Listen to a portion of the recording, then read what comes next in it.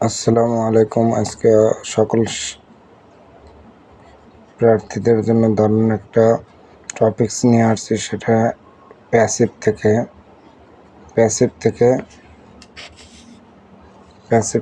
Passive voice থেকে active voice, যা অনেক রুলস পড়ছেন, মাত্র আমি একটু দেখাই দেব, আর কখনো ভুলবেন না। যেমন একটা উদাহরণ দেখেন, আমাদের প্রশ্ন যখন পাবো হাতে, তখন আমরা 3টে কাজ করব। কোশ্চেন যখন পাবো তখন আমরা যখন অ্যাক্টিভ ভয়েস করতে বলবে, তখন আমরা প্রশ্নকে প্রশ্ন করব। বাই এর পর সাবজেক্ট, বাই এর পর সাবজেক্ট, বাই এর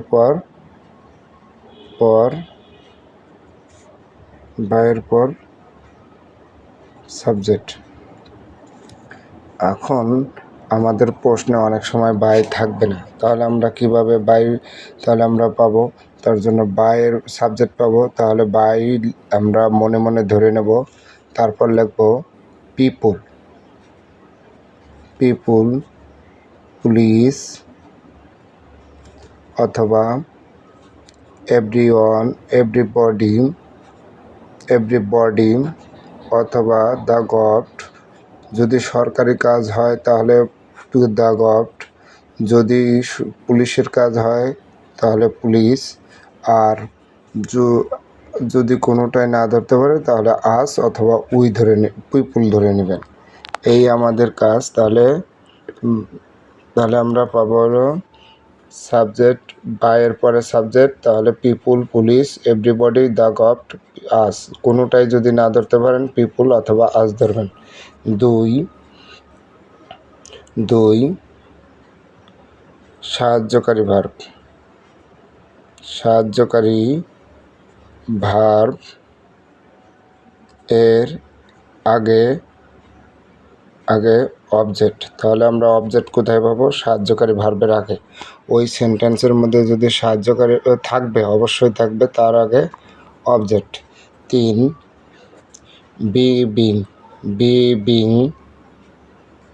বিন থাকলে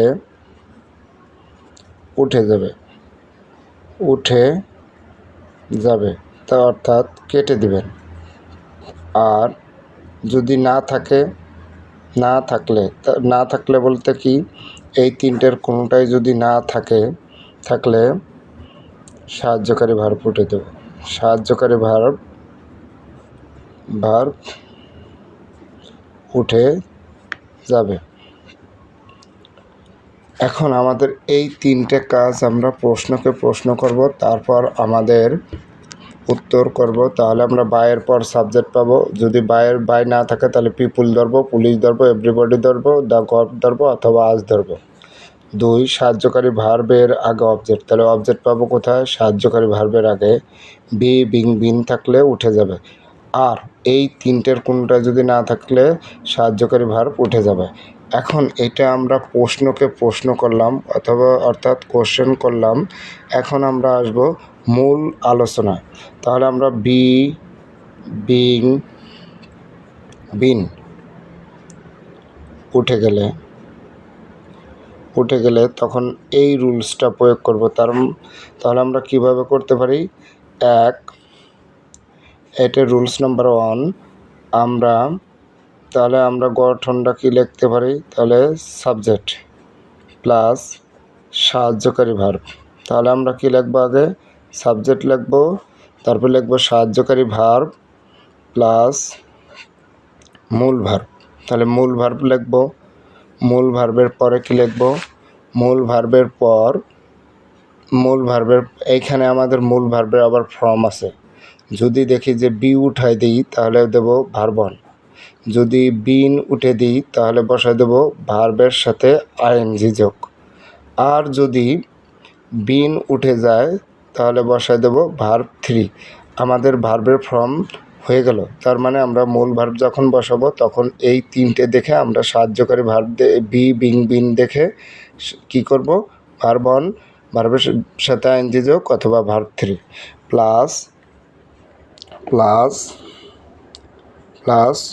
অবজেক্ট প্লাস আদার্স। আমাদের উত্তর একটা হয়ে গেল।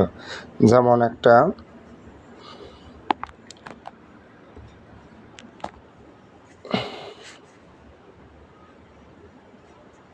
We are helped, we are being being we are being এটা না, rice is being eaten by me. তাহলে আমাদের উত্তরটা কী হবে? আগে আমরা প্রশ্নকে প্রশ্ন করি, তাহলে rice is being eaten by me. তাহলে আমরা কিভাবে করতে পারি? আগে আমরা প্রশ্নকে প্রশ্ন করি, তাহলে বাইয়ের পরে সাবজেক্ট, আমরা বাইয়ের পরে সাবজেক্ট পেয়ে গেলাম। সাহায্যকারী ভার্বের আগে অবজেক্ট, সাহায্যকারী ভার্বের আগে অবজেক্ট, সাহায্যকারী ভার্ব কোনটা? ইজ। তাহলে ইজের পরে কি আছে? বিং। তাহলে আমরা ওই প্রথম তাহলে বাইয়ের পরে সাবজেক্ট পেয়ে গেলাম, বাইয়ের পরে সাবজেক্ট, তারপর সাহায্যকারী ভার্বের আগে অবজেক্ট পেয়ে গেলাম, অবজেক্ট। বিং থাকলে উঠে যাবে, তাহলে বিং পেলাম, উঠে গেল।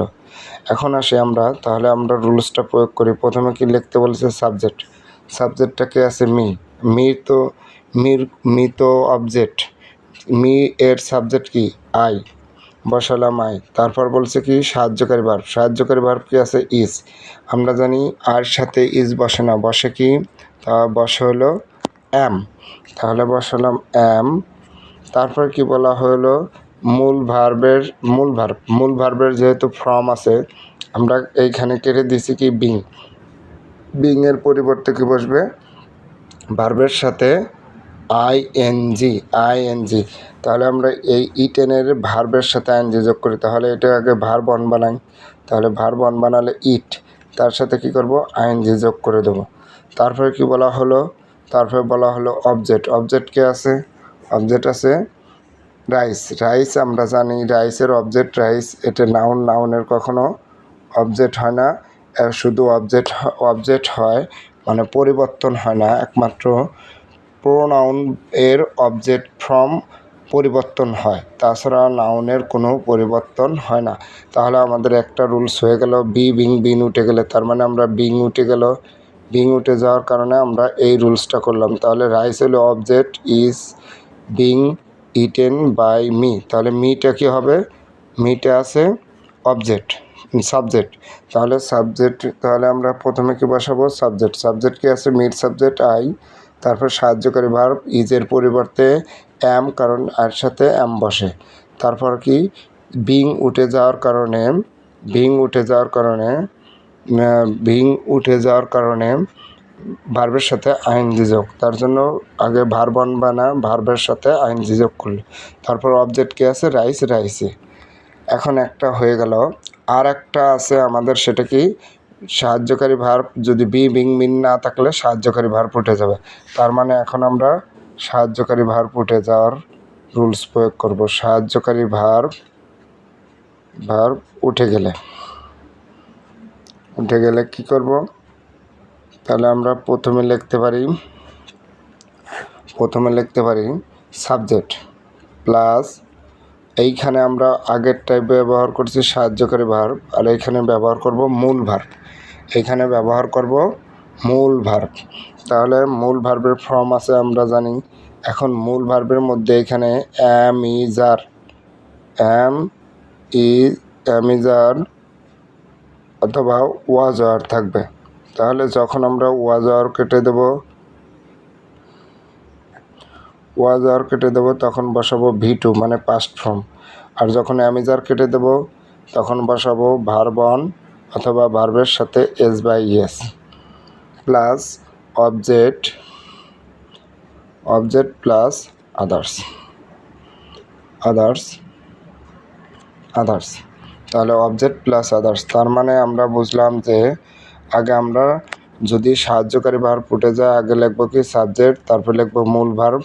যেহেতু মূল ভার্ব আছে, মূল ভার্বের ফর্ম আছে, তাহলে আমরা যদি সাহায্যকারী ভার্ব অ্যামিজার উঠে যায় তাহলে ভার্ব অন, ভার্বের সাথে S/S। যদি দেখি যে আমরা জানি যে সাবজেক্ট যদি থার্ড পারসন সিঙ্গুলার হয় তাহলে ভার্বের সাথে এস বাই এস হয়, আর যদি না হয় তাহলে verb on.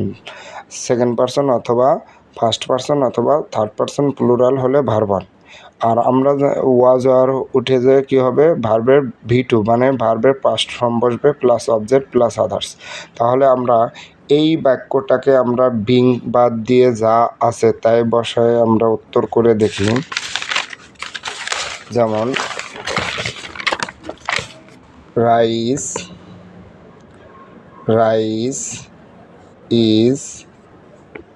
Is eaten by me. তাহলে আমরা এই প্রশ্নকে প্রশ্ন করে দেখি আমাদের কিভাবে হয়। আগে আমরা বলা আছে 3টে কাজ করে নেব। তাহলে বাইয়ের পরে কি হবে, বাইয়ের পরে সাবজেক্ট কে আছে মি আর সাহায্যকারী ভার্ব কে আছে ইজ। তাহলে ইজের আগে কি হবে, অবজেক্ট আর সাহায্যকারী ভার্বের পরে বিন আছে না, তাহলে আমরা সাহায্যকারী ভার্ব কেটে দিলাম। তাহলে এখন আমাদের কি কেটে দিলাম, সাহায্যকারী ভার্ব। এখন আমাদের সাহায্যকারী ভার্ব উঠে গেলে তাহলে সেই রুলসটা প্রয়োগ করব। তাহলে আমাদের ওই পাশে সাহায্যকারী ভার্ব কি আছে, উঠে গেলে আগে কি লিখব, আমরা উপরে একটু স্ট্রাকচারটা লিখি। সাবজেক্ট প্লাস মূল ভার্ব ব্র্যাকেটে কি ভার্ব অন, ভার্বের সাথে এস বাই এস। যদি এম ইজ আর উঠে যায় অথবা ওয়াজ আর উঠে গেলে কি বসবে, তাহলে V2 plus object plus others. এই হলো আমাদের স্ট্রাকচার আদার্স। তাহলে আমাদের এইটা দেখে আমরা এখন উত্তর করতে পারি। তাহলে আমাদের প্রথমে কি নিতে হবে, সাবজেক্টটা কোথায় পাবো, বাইয়ের পরে। তাহলে বাইয়ের পরে মি আছে, মির সাবজেক্টটা কি আই বসালাম। আই বসানোর পরে তারপর বলছে মূল ভার্ব কি আছে, ইটেন। তাহলে আমাদের এখানে কি কেটে দিছি, ইজের পরিবর্তে কি হবে, ভার্ব অন, ভার্বের সাথে এস বাই এস। যেহেতু আই ফার্স্ট পারসন তাহলে শুধু ভার্ব অন বসবে। তাহলে ইটেনের ভার্ব অন কি, ইট। তারপর কি বলা হয়েছে, অবজেক্ট কে আছে, রাইস। আমরা জানি রাইস একটা নাউন শব্দ, নাউনের কোনো অবজেক্ট মানে পরিবর্তন হয় না। তাহলে এই হলো আমাদের উত্তর। এই আমরা যে কোনোভাবে বলি একদম ইজিভাবে করতে পারবো। হয়তো বা ভিডিওটা অনেক লং হলো, কিন্তু রুলস মাত্র 2টি। সেটা হলো একটা বিন উঠে গেলে আর একটা সাহায্যকারী ভার্ব উঠে গেলে। বিন উঠে গেলে আর একটা হলো সাহায্যকারী ভার্ব উঠে গেল। আপনারা যদি কোনো উপকৃত হয় তাহলে আপনারা অবশ্যই কমেন্টস করবেন এবং কোনো ইংরেজি সহজ পেতে কমেন্টসে লিখে দেবেন, তা পরবর্তী ভিডিওতে পাবেন। আসসালামু আলাইকুম।